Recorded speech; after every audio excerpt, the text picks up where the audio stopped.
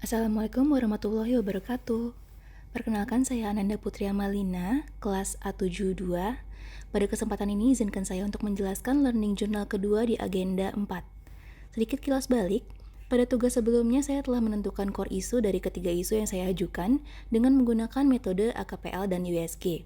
Kemudian saya teliti lebih jauh dengan menggunakan diagram Fishbone 4M, yaitu Man, Method, Machine, and Material.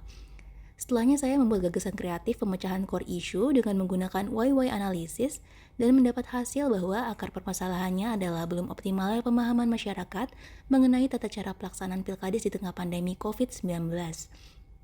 Maka diperlukan penjelasan dengan tata cara sederhana, menarik, dan mudah dipahami oleh masyarakat umum.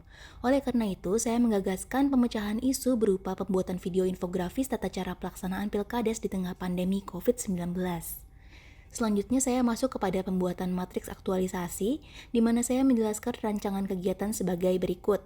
Yang pertama yaitu identifikasi permasalahan untuk keperluan pembuatan konsep video optimalisasi pemahaman tata cara pelaksanaan pilkades di tengah pandemi COVID-19, di mana saya akan melakukan konsultasi dengan mentor mengenai hal apa saja yang harus disampaikan dalam video, konsultasi dengan subdit fasilitasi administrasi pemerintahan desa, membuat daftar permasalahan terkait konsep video tata cara pelaksanaan pilkades di tengah pandemi COVID-19, di mana akan menghasilkan output berupa daftar permasalahan dan informasi mengenai pelaksanaan pilkades di tengah pandemi COVID-19.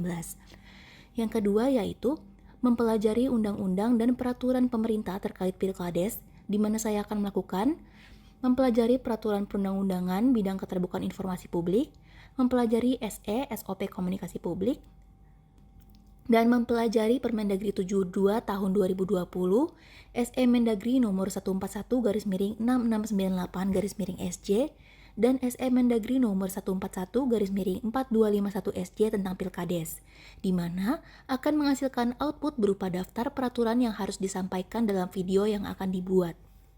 Langkah ketiga yaitu penyusunan konsep video dengan konsultasi pada mentor, di mana saya akan melakukan koordinasi dengan mentor dan meminta arahan terkait konsep video, membuat konsep video, menyampaikan konsep tersebut pada mentor dan meminta masukan kembali, membuat evaluasi untuk finalisasi konsep video yang akan menghasilkan output berupa pembuatan draft konsep video. Langkah keempat yaitu eksekusi pembuatan video, di mana saya akan melakukan penentuan ide, pengurutan konsep, membuat storyline, membuat storyboard, merekam voice over, membuat video grafis, dan editing video yang akan menghasilkan output berupa draft video. Yang kelima adalah finalisasi video, di mana saya akan melakukan finalisasi cek video, konsultasi dengan mentor terkait finalisasi, konsultasi dengan subdit fasilitasi administrasi pemerintahan desa terkait finalisasi, dan mengurus perizinan upload dan melakukan sosialisasi video melalui media sosial Ditjen Bina Pemdes, yang akan menghasilkan output berupa perizinan sosialisasi melalui media sosial, video infografis final, dan dokumentasi kegiatan yang berlangsung.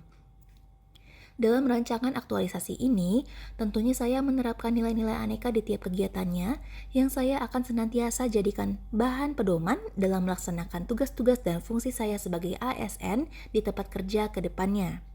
Nilai-nilai aneka yang saya kaitkan dalam kegiatan antara lain, pertama, akuntabilitas, yaitu berkonsultasi dengan mentor untuk mendapatkan data yang akuntabel, di mana hal ini berarti pekerjaan tersebut dapat dipertanggungjawabkan. Yang kedua, nasionalisme, yaitu bersinergitas dengan bagian lain dan berdiskusi hingga mencapai mufakat. Yang ketiga, yaitu etika publik, yaitu menerapkan komunikasi yang sopan, santun, dan beretika dalam berkonsultasi dengan mentor maupun para staf yang lain. Yang keempat, komitmen mutu, yaitu dengan berkonsultasi, diharapkan kita mendapatkan data yang akuntabel, serta arahan untuk melakukan proses secara efektif dan efisien, dan mendapatkan output yang berkualitas. Yang kelima adalah anti korupsi, yaitu melaksanakan pekerjaan dengan disiplin dan menerapkan komunikasi yang transparan. Selanjutnya, saya akan membuat rencana jadwal kegiatan aktualisasi, di mana pada tanggal 16 hingga 23 Agustus saya akan melakukan langkah pertama dan kedua dalam matriks. Identifikasi permasalahan untuk keperluan pembuatan konsep video, dan mempelajari undang-undang dan peraturan pemerintah terkait pilkades. Tanggal 24 Agustus hingga 4 September, saya akan melakukan langkah ketiga, yaitu penyusunan konsep video. Kemudian saya akan melaksanakan langkah keempat, terhitung tanggal 1 September hingga 17 September, yaitu eksekusi pembuatan video. Dan langkah kelima, yaitu finalisasi, tanggal 13 September hingga 24 September.